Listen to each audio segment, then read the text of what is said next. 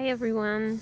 I've moved in March and I never actually have shown you where I've moved to, but we have a forest here.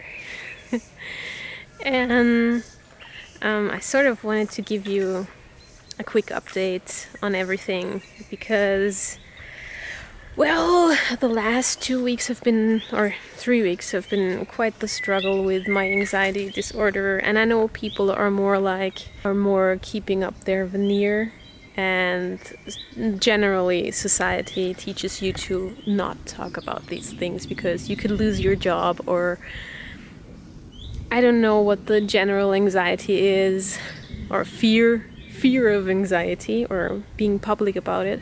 Well, we all generally don't talk about illnesses, especially if they're mental, although I don't see any difference in physical or psychological or mental illnesses. There's no difference to me. So if I lack an arm, you will see it.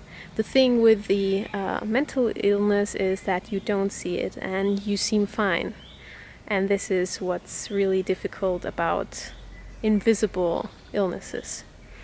And so I've been very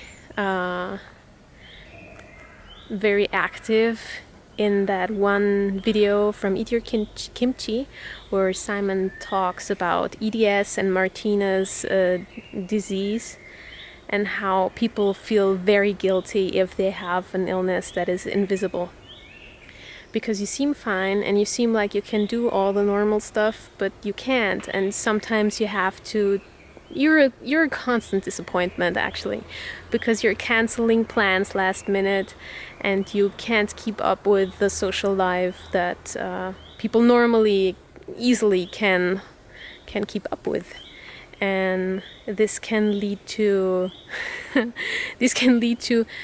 an added depression and sort of self-hatred along with the illness that you already have.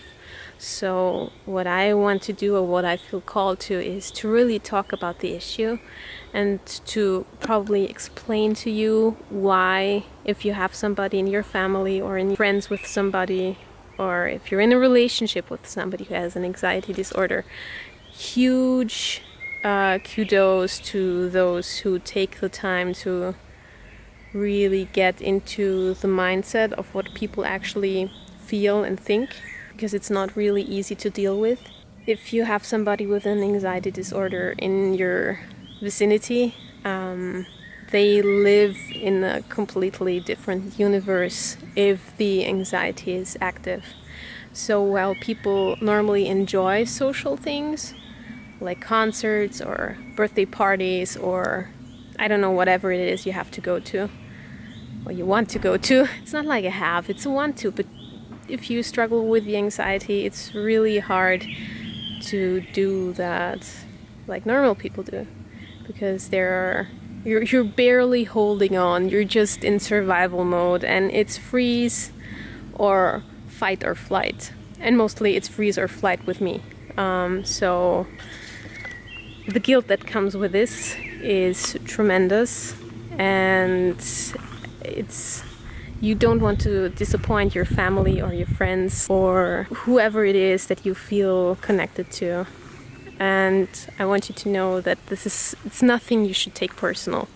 Really, if the people could, they would actively participate in your life, and they would act differently. And it's not something that you really get to choose.